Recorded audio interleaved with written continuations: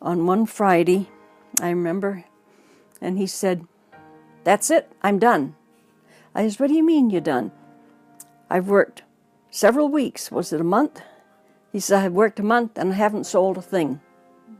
I'm done. We can't live like this." I says, "Well, look, it's Friday, it's almost Sabbath, we're not going to worry about it until next week." Well, the next week he went out and he had the biggest week he'd ever had. So he kept on. My name is Sandra Forney. I'm originally from Maine. I'm a maniac. And my favorite song, oh, that's hard. I like hymns and I like classical music. When my folks were married, they lived on a little island off the coast of Portland.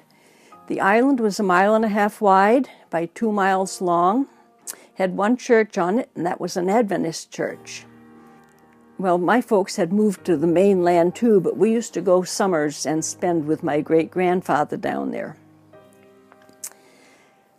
And we would go on Friday nights for song service. My mother played the piano, and my great-grandfather and his wife played the violins, and we sang for 2 hours.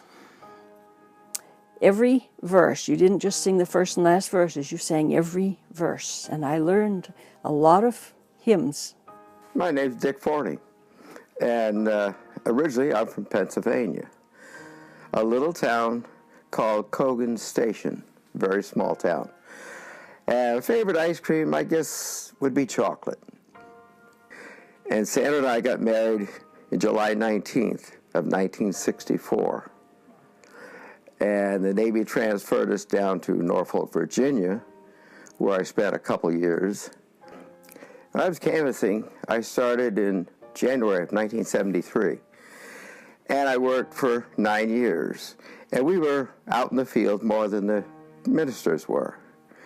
I'd leave the home about 8:30 in the morning, get home maybe midnight, 1 o'clock or 2 o'clock sometimes, and do the same thing the next day. And you drive a lot, and you canvass people. It was hard work, and yet it was good. We enjoyed a lot of it. At that time, we were supposed to sell to black people. What? It was, if you did, and the contract went bad, you paid for it. They'd take it out of your pay every week. But there was a family that the guy didn't have much work, but he worked on cars in his yard, mechanic and painting, body work and stuff. I went back when I was in the area every month. I'd make sure it was there, and I'd pick up their payment. The lady would give me the money. Sometimes I went to the store and got some things for her, so she'd have the right amount for the payment every month. That's awesome. For a year. And there was another family that bought the home library, a black family, and the lady wanted me to watch some scientific program with her about they were reduced to small size so they could go inside this man's brain. It was a science fiction thing. But, she bought these sets, so I didn't complain. But she was right. They paid that off in 90 days, so he must have had a good job. So we would sell to black people where we could, because, hey, they're going to be in the kingdom too. Doesn't matter what your skin color is.